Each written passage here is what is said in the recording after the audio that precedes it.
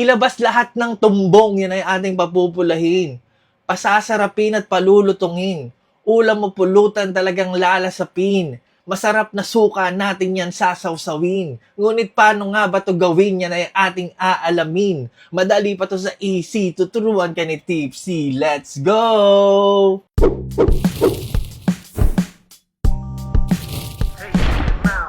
Yo, welcome to Pimp Your Food. Yan, pinost ko tong picture nito kahapon at may mga nagtatanong kung ano daw to. Ito po ay kung tawagin tumbong ng baboy, no? Or large intestine. Nalinis ko na yan.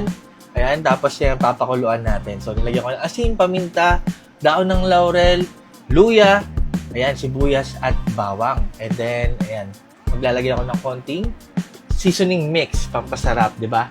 Tapos, konting suka kasi nga medyo may amoy ito, no? Para talagang mawala yung amoy. At yan, tanglad. Paambabango. At yan, tubig. Kasi nga, papakuluan natin to, no? Isang oras ko to pinakuluan, pero pwede naman 45 minutes, no?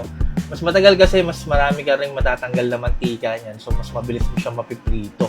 So, habang pinapakuluan natin yan ng isang oras, gawa tayo ng masarap na sausawan. Ayan. Meron tayo ditong bawang, sibuyas, syempre, at sili, optional kung gusto nyo maanghang, asin, and then, ayan, paminta. Tapos, maglalagay tayo ng asukal, optional din, pero masarap yan, may konting tamis. At MSG, pampalinamnam, ating suka. Kapag medyo naaasiman kayo sa suka nyo, lagyan nyo ng tubig tulad ng ginawa ko at atin niyang i-blend. O, di ba? Ayan, talagang mix na mix o halong-halo na blended, well-blended na yung lasa niyan. Ang sarap na sausawan niyan sa maraming pagkaing Pinoy. Iyon, malambot na or napakuluan na natin ng isang oras ang ating yan, tumbong ng baboy. Tumbong ng baboy, sarap sabihin, no? Ayan, hanguin lang natin at palamigin yung tipong kaya na natin hawakan kasi yan ang ating hihiwain into bite-sized pieces tulad ng nakikita nyo. Ay tayo na yung magpiprito, papalutungin na natin yan.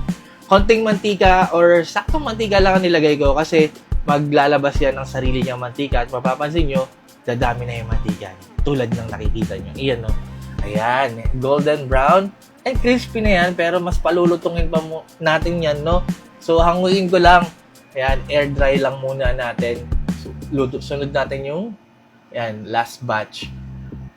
Do-double fry natin to para talagang malutong na malutong. Masarap kasi yan malutong. Tsaka, mas maraming mantika yung ma-render out natin, no? Para naman hindi masyado makasalanan.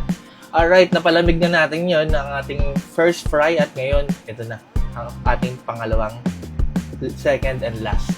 Ayan, papalutungin na natin yan. Naglagay ako ng bawang para sa aroma. Ayan, no? Kita nyo naman. At kapag malutong na, pwede nang hanguin. Now, look at that.